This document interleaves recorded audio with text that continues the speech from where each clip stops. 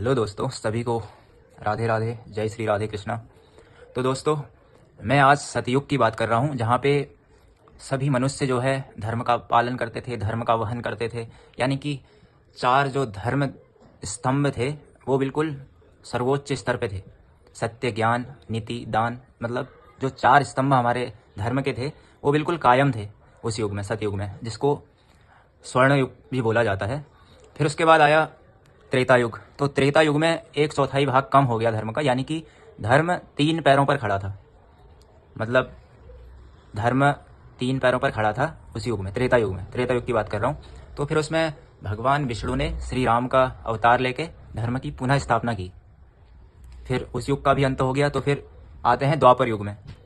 फिर द्वापर युग में क्या हुआ कि धर्म अपने आधे भाग में रह गया, यानी कि 2 पैरों पर खड़ा था धर्म। तो फिर उस युग में श्री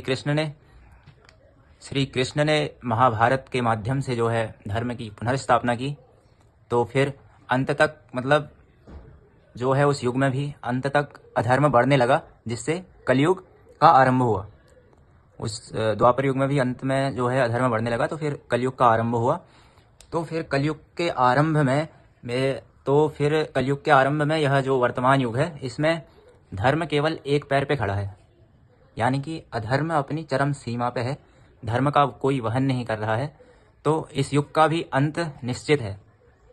मेरे को लगता है कि इस युग में अभी प्रेमानंद महाराज जी जो हैं वो या तो किसी भगवान का अवतार हैं, या मैं कह सकता हूँ कि विष्णु का अवतार कहीं कल्कि महाराज तो नहीं है। क्योंकि आप ये सुनिए, पहले हमारा नाम प्रेमानंद है, लेकिन ये नहीं जान सकते कि मैं कौन हूँ। मैं कौन हूँ तुम मुझे जान गए क्या? मुझे जान जाओगे तो कुछ जानने बाकी नहीं रहेगा। तो इस वीडियो में वो कहते हैं कि आप मुझे जानते हो या आप मुझे जान जाओगे तो फिर सब चीज़ जान जाओगे। मतलब 800 साल जो पहले ग्रंथ हैं वो भी इनकी तरफ इशारा करते हैं, कि जो मतलब इनकी क्रियाओं की तरफ इशारा करते हैं।